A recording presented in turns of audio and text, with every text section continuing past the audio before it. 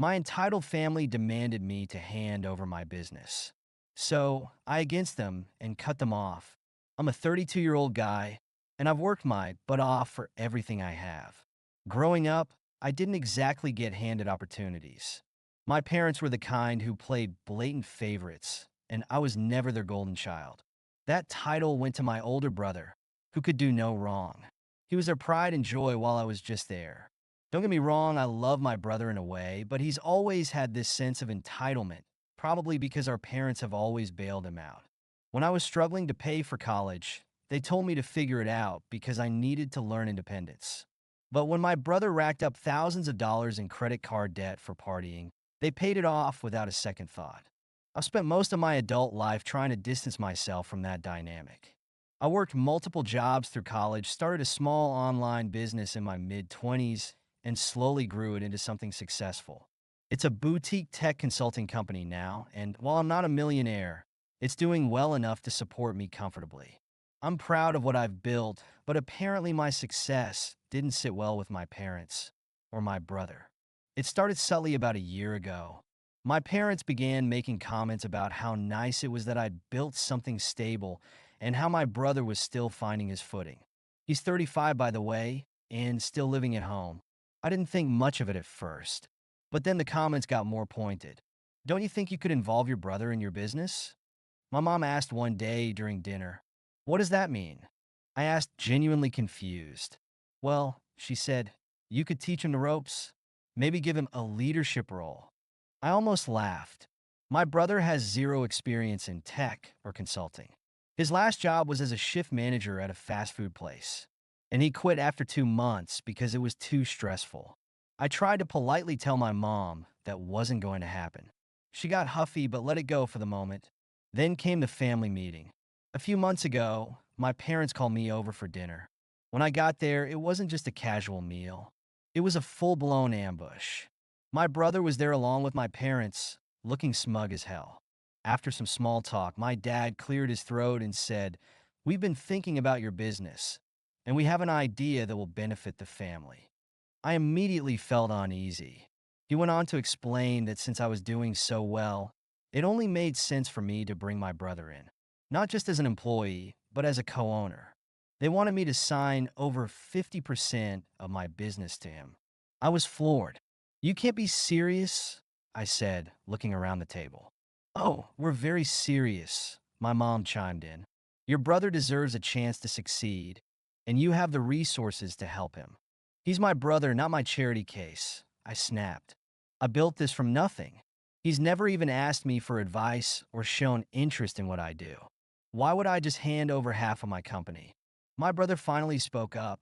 "It's not just about you," he said, his tone dripping with entitlement. "You have a responsibility to the family. You've been lucky, and now it's time to share the wealth."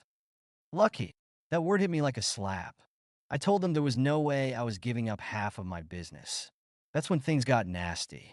My mom started crying, saying she'd always known I was selfish. My dad accused me of tearing the family apart. My brother just sat there smirking like he'd already won. They tried every tactic in the book: guilt tripping, emotional blackmail, even outright threats. My dad said if I didn't do this, they'd never forgive me.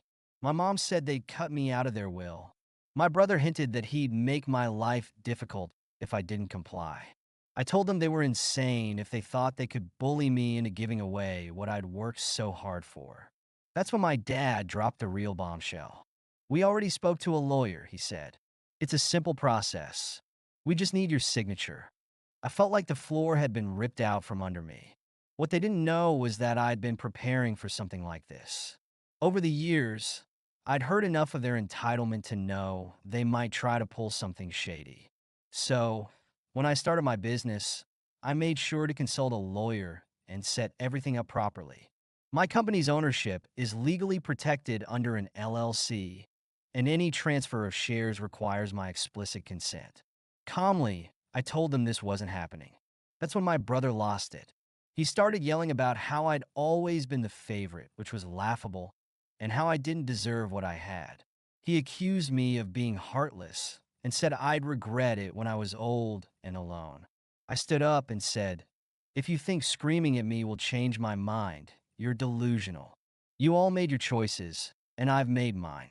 I'm done. I left that night and haven't spoken to any of them since. My parents have been blowing up my phone, alternating between angry messages and pathetic pleas for forgiveness. My brother even had the audacity to show up at my office one day, demanding I reconsider. I had security escort him out.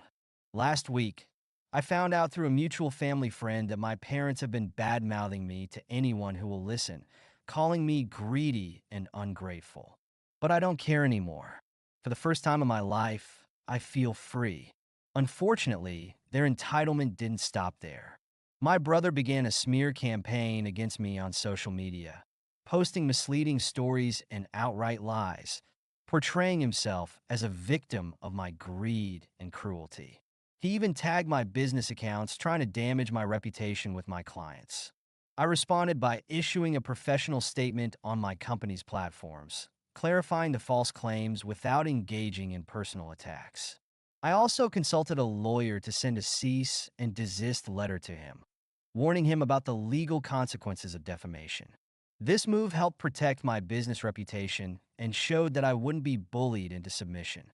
Then, my parents tried to manipulate other family members against me by spreading a narrative that I was hoarding the family fortune and depriving my brother of a rightful opportunity. They contacted cousins, aunts, and uncles, painting me as the villain in a family drama. Instead of confronting each family member individually, I arranged a Zoom call where I calmly explained my side of the story, ensuring transparency. I shared my journey, the hard work involved, and my reasons for protecting my business. This direct communication helped me clarify misunderstandings and maintain some family relationships, despite my parents' efforts. In a more drastic step, my brother tried to interfere with my business directly by attempting to poach my employees. He offered them higher salaries and spread rumors that my company was unstable and I was planning to sell it soon. I held a company meeting where I openly discussed these tactics with my team. I reassured them about the stability and growth plans of the business and offered transparent insight into our financial health. I also enhanced employee benefits slightly to show my appreciation and commitment to their welfare, which helped in retaining their loyalty and trust. A month later, I received a letter from a lawyer claiming to represent my parents and brother, threatening a lawsuit for supposed unpaid family debts they alleged were used to start my business. A complete fabrication. I responded firmly through my legal counsel, providing clear financial records and documentation that showed no such debts existed. My lawyer prepared a comprehensive defense, indicating not only the baselessness of their claims, but also highlighting their attempts at extortion. We threatened a countersuit for harassment and malicious prosecution, which quickly led to the withdrawal of their legal threats. This whole ordeal was exhausting, but enlightening. I realized that my family's toxic behavior was not just about money or success. It was about control. They could not stand the fact that I was independent and beyond their reach. Cutting off my family wasn't an easy decision, but it was necessary. They showed me they don't see me as a person, just a resource to exploit. And as much as it hurts to walk away, I'd rather be alone than surrounded by people who don't respect me. If you're dealing with entitled family members, my advice is this: stand your ground. You don't owe anyone your hard-earned success, no matter how much they try to guilt you into thinking otherwise. Life's too short to spend it on people who don't appreciate you. Instead, invest your time and energy into those who do. Thank you so much for listening to my story. If you have any thoughts, I'd love to hear them, so please leave a comment. Don't forget to like and subscribe if you want more stories like this one.